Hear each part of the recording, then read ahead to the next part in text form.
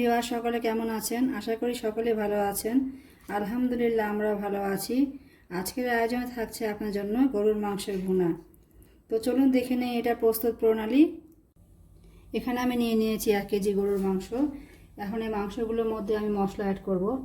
এখানে আমি নিয়ে নিয়েছি স্বাদ মতো লবণ, 1 চামচ রসুন বাটা, 1 চামচ আদা বাটা, 1 চামচ ধনিয়া গুঁড়ো, 1 চামচ জিরার গুঁড়া,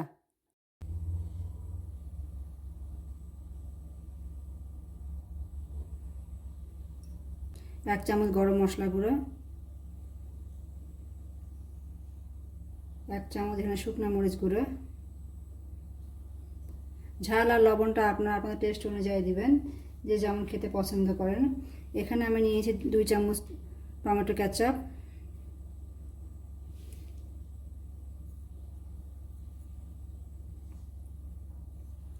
এখানে সরিষার তেল 3 টেবিল স্পুন। সরিষার তেলটা দিলে মাংসের মধ্যে একটা সুন্দর কালার আসে। এখানে দিয়ে দিচ্ছি আমি 3 টিস্পুন দই, টক দই।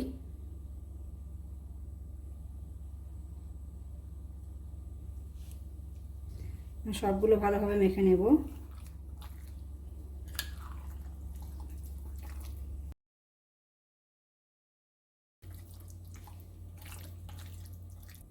মাংসগুলো আমার মেখে নেওয়া হয়ে গেছে। এখন আমি এগুলোকে আধা ঘন্টার জন্য রেখে দেবো ম্যারিনেট হওয়ার জন্য। যদি আপনাদের হাতে সময় না থাকে সেই ক্ষেত্রে আপনারা সঙ্গে সঙ্গে রান্না করে নিতে পারেন। চুলাতে আমি একটা হাঁড়ি বসিয়ে দিয়েছি। এখন এর মধ্যে আমি দিয়ে দিয়েছি 1/3 কাপ রান্নার তেল, সয়াবিন তেল।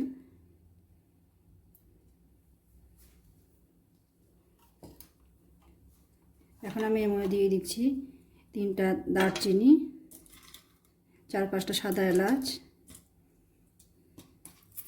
2টো তেজপাতা, 5-6টা গোটা গোলমরিচ আর 5-6টা লং। এগুলোকে একটা ভেজে নেব, সুন্দর একটা অ্যারোমা বের হয়।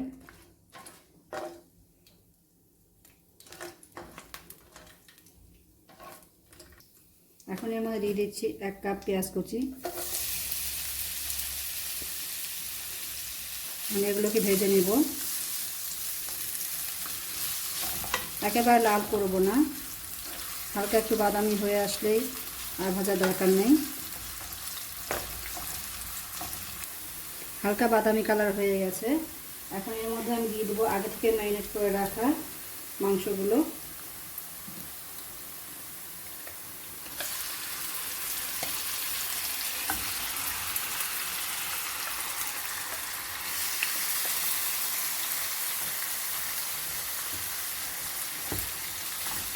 দিয়ে ভালোভাবে নেড়ে দিতে হবে।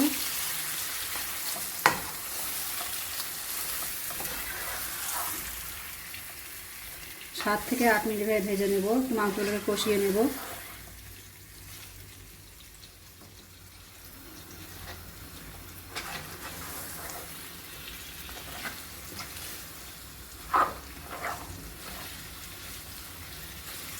সাত থেকে 8 মিনিট ভালোভাবে কষিয়ে নিতে হবে মাংসগুলো।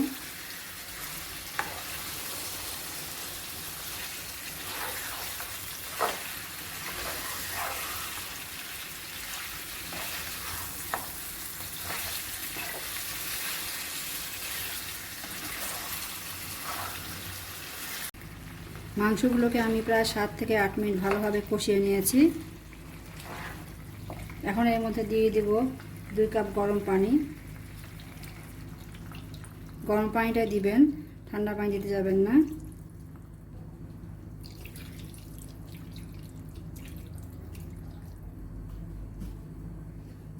দিয়ে ভালোভাবে নেড়ে দেব। এখন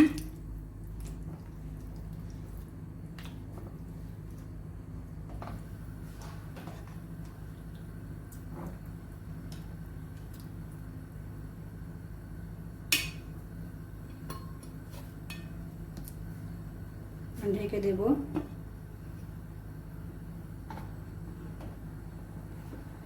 চুলোটাকে এখন একবারে লোয়ে করে দিব।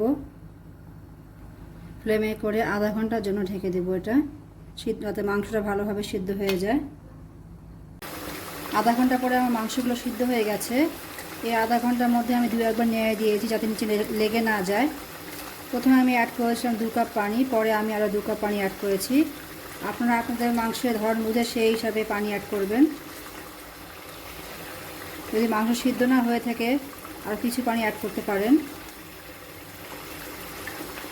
এখন আমি সম্পূর্ণ পানিটা শুকিয়ে নেব।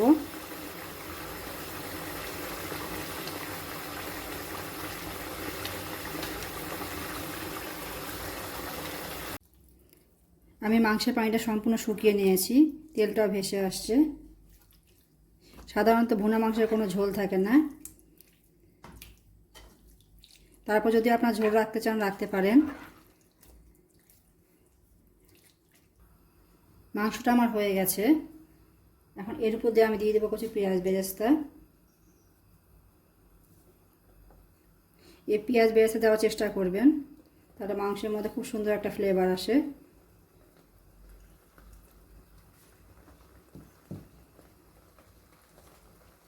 আর দিয়ে দিব 3-4টা কাঁচামরিচ।